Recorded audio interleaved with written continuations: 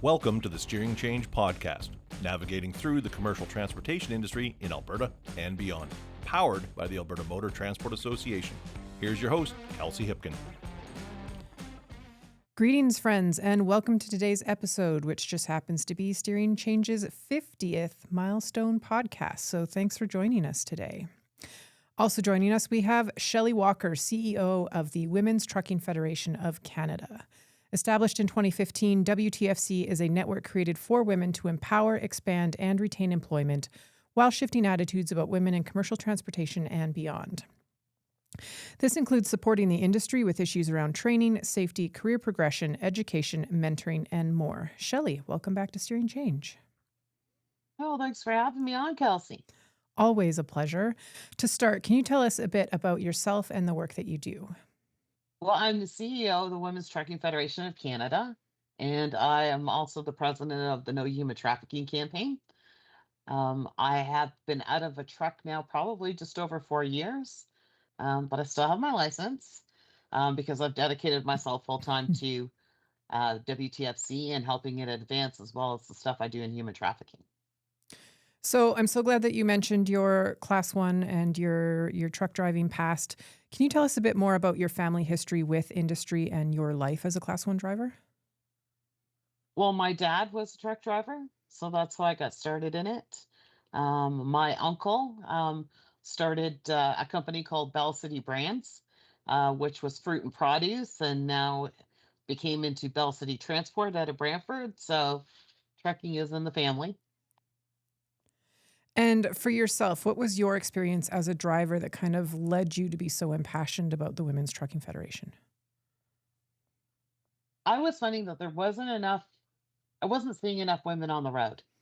And those that you did meet, you didn't have time to talk. It was, hi, bye, a wave down the road. And then I got thinking about it. There's so many different groups and organizations, but they're all for men. So we needed something for women. And what did that look like building WTFC into what it's become today?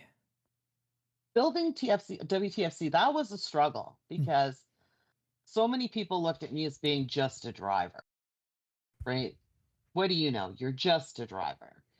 And so that was a real challenge. And the first few years, I was still driving full time and trying to build WTFC. Mm-hmm. So I would take my vacation time around events or conferences or anything like that so that I could get in there and start networking with other people. And then I decided, okay, I'm going to start networking in other women's circles. So I did with Boilermakers and STEM and nuclear and energy, because women as a whole, regardless of what sector we work in, our voices are stronger when we're together. Mm-hmm. And we have a lot of the same issues and struggles. So let's not work on solutions together, or maybe somebody already has a solution that we can fine tune for our own sector. So that's what started me going. Fantastic. And while you're wearing both your WTFC hat and your commercial driving hat, what are you seeing as some of the biggest obstacles and or issues facing industry today? Right now, our industry, in all honesty, is a mess. And I've said it for years, we're broken on the inside out. And until we start fixing that, things are just going to continue. Mm-hmm. Like Driver Inc. is just the tip of the iceberg to what's plaguing our industry, as well as truck training standards across the country. Mm-hmm. And right now, the way the system is, we're setting people up to fail. Mm-hmm. I've talked to more people that are, they've only had their license 2 or 3 months, and they're already leaving our sector because of what's happening. So we need to fix it. And we have to stop expecting that government is going to make these changes, that government is going to be the one to save our industry. Mm-hmm. We need to start doing it ourselves. And I know here in Alberta, we are advocating for more rest stops. How is the rest stop situation out east with you guys in Ontario? Oh, the rest stops across Canada, they suck. I'm just going to be plain. They suck. They're terrible. Yeah. Canada is so far behind the 8th ball compared to other countries, even to the US. And these are drivers. These are the people that move our goods across the economy. Mm-hmm. These are the people that allow C-suite people to make their six-figure salary a year, yet they are treated like garbage, and that needs to change. Absolutely. Don't hate you there. For more information on AMTA's advocacy, and then we'll definitely be sharing some of Shelley's information in the show notes as well. Be sure to check those out, and we can direct you guys if you have any more questions in that regard. Okay, so let's change lanes. I was at your Bridging the Barriers conference this past spring. We are going to chat about that more later, but at that event, you rolled out the KNOW, that's KNOW, human trafficking campaign. As you know, Shelley, human trafficking and commercial transportation are closely linked, as drivers can be ideal eyes on the road for the amount of distance that they cover. And for our listeners, I'm going to cover some quick stats on human trafficking from Stats Canada. And that includes from 2023, there were 570 trafficking incidents reported to police. Please note that number can change because not all incidents are reported. 93% of victims are women and girls, and the highest rates of trafficking take place in Ontario and Nova Scotia. So, Shelley, on that front, can you tell me more about KNOW and how you're raising awareness? So the campaign started initially with wrapping a tractor trailer Mm-hmm. because there's nothing like 53-foot rolling billboards going down our highways. Yeah. In the beginning, people told me it was the stupidest thing they'd ever heard of. But now we have 34 of them rolling up and down the highways. We have some new ones that are going to be launched in February to coordinate with National Human Trafficking Awareness Day. Awesome. Right? So it's important. And we've wrapped cement trucks. We've got some tankers that have the decal on the back. So you don't have to wrap a whole truck or trailer. You can support campaigns simply by putting the human trafficking awareness ribbon on your vehicles, right? Which is so easy to do because we send you a file, you take it to your own graphics place, you have them printed to the size you want and slap them on, right? So that's how we kind of got started in it. Now we're doing some stuff with Timia's Market. Mm-hmm. And there is what's known as, it's called the Shelley Shower Kit. So the proceeds of all of those that are sold, a donation will be going to No Human Trafficking to help us to continue to wrap more trailers and do what we do. So it's going to be great. We've got some other things that we're working on that we're going to be coming out with hopefully in the new year. So there'll be some new materials. We're just waiting right now. We are halfway through the waiting time for our charity status on No Human Trafficking. So we're pretty excited about that. And tell me a bit more about the baskets. It's you make a donation and it does help out KNOW, but it also provides a gift of sorts to a human trafficking survivor. Yeah, so the information that just went out recently is Timmy and Market's holiday campaign. So depending on what sponsorship level you want to do or just an individual basket, designates where it goes. So all the baskets go to survivors, but they do a special. So if you come in at gold, I think it is, you get 3 signed Timia's books, and you also get a care package for your office. But the 20 baskets that you purchase all go to survivors, and they're going right across the country, even in Alberta. So we're pretty excited about helping her to promote that. And I must say, the 3 ladies that run this, they are survivors, Mm-hmm. right?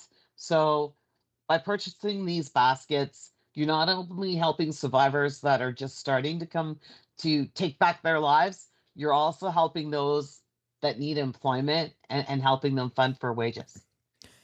Awesome. And for either the baskets or Timia's Market, or to learn more about KNOW, what is the best way to find more information? At the nohumantrafficking.com. That's the one website. And we do have information on the WTFC.ca website. In fact, our new website, which hopefully will be launched on Monday. So we've had a whole new facelift. So we're getting pretty excited to launch that too. Oh, awesome. We can keep an eye out for the show notes for that one too.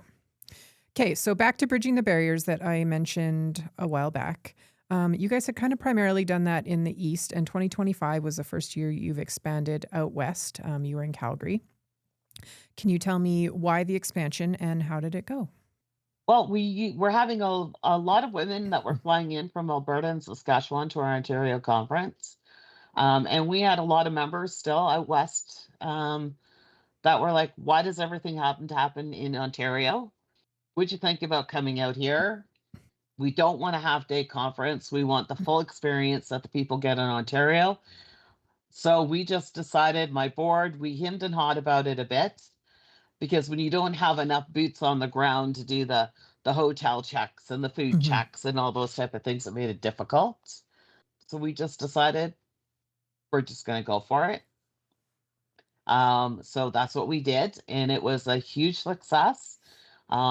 People are already asking for next year's dates, which we just announced. And we have our friends from the AMTA that are helping us with this conference. So we're pretty excited about that. And we have the award that we'll be doing again this year. We've been asked about adding a couple more to the Western Conference, so we're just toying with those at the moment. But yeah, we're pretty pumped about coming back to Calgary. It was a great time.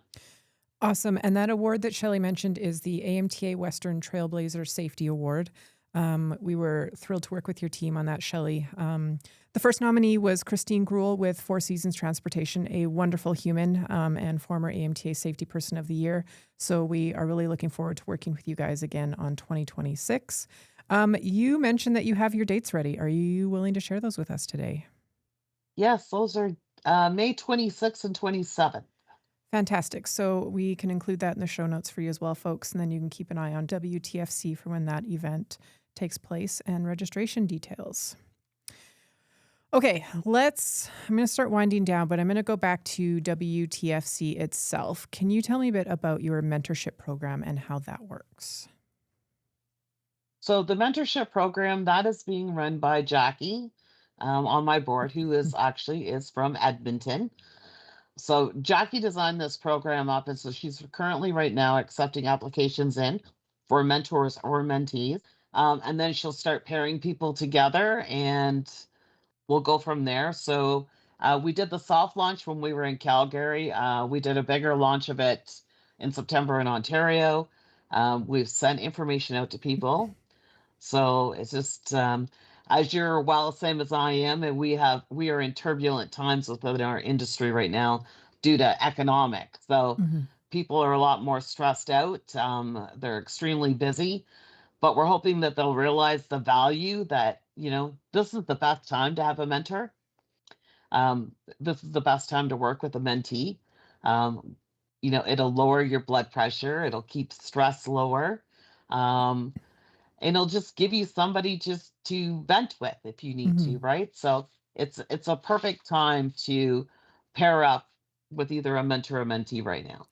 And are we talking just kind of driver mentors, or is this across the board with anything that industry might touch?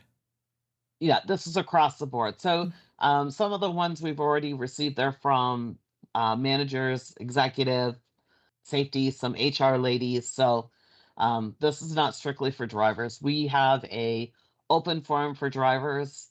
We have 350 mentors and mentees in that program Oh, wow. already, and that's been going probably at least 6 years, if not more. So Amazing. That sounds great. And across Canada, you had mentioned, right? yes, everything's across Canada. We are a national organization.